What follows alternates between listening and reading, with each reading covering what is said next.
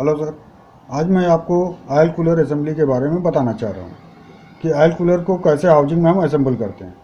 क्योंकि oil cooler housing और oil cooler को साफ़ करने के बाद उसमें देखेंगे कि हाउसिंग में भी एक पॉइंट होता है, जिस पॉइंट को हम आयल कूलर के पॉइंट से उसको मैच कराते हैं। क्योंकि आयल कूलर में भी एक बिंदु होता है जिसको हमको आयल कूलर हाउसिंग के बिंदु से उसको मैच कराना है। जब वो मैच करा देते हैं तो क्योंकि आयल कूलर में एक पार्टीशन होता है, इंटरनल पार्टीशन होता है, जैसे ऐसे दिखता नहीं है, उसको उसे मैच करने पर वाटर की जो सर्कुलेशन जो कि आयल ट्यूब के थ्रू एक साइड से होती है और दूसरे साइड से निकल जाती है, उस केस में क्या होता है कि हमारा आयल जो है, लूब आयल जो भी रहता है, वो ठंडा होता रहता है। तो उस केस में हमारा लूब आयल का टेम्परेचर जो है बिल्डअप नहीं होता।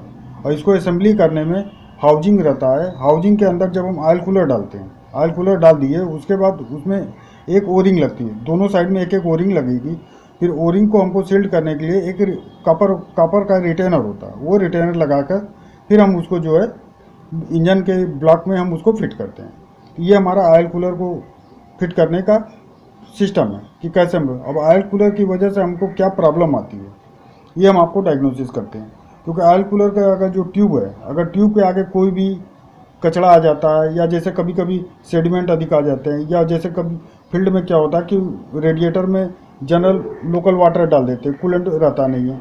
अब कूलेंट नहीं रहता तो आयल ट्यूब जो है हमारा धीरे धीरे चोक होने लगता है।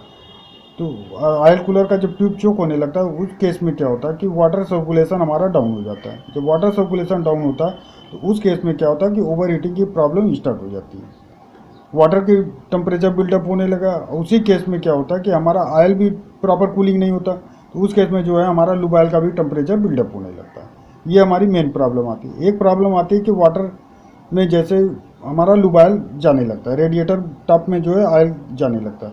उस केस में क्या होता है कि अगर आयल कूलर की ओरिंग कहीं से भी हल्की सी भी वर्न आउट होगी तो वहाँ से आयल की सीपेज जो है स्टार्ट होती है और वो रेडिएटर में जाता है। एक ये प्रॉब्लम बहुत अधिक आती है, क्योंकि अक्सर ये प्रॉब्लम आता है कि हमारे वो रेडिएटर में जो है मोबिल जाने लगा। उस केस में हमको इसको खोल कर जो है सही करने के लिए हमें केवल ओरिंग बस चेंज करनी पड़ती है, और इससे रिलेटेड जो भी गैसकेट होता है वो चाहिए। और कभी कभी ये होता है कि हमारा वाटर जो है आयल में मिक्स हो गया। उस केस में क्या होता है कि हमारा जो आयल कूलर का जो ट्यूब है, अगर वो ट्यूब पंचर हो जाएगा तो उस केस में इंजन अगर बंद भी रहेगा तो वो ट्यूब के थ्रू होते हुए हमारी आयल में जो है इंजन आयल में मोबिल में चला जाता है।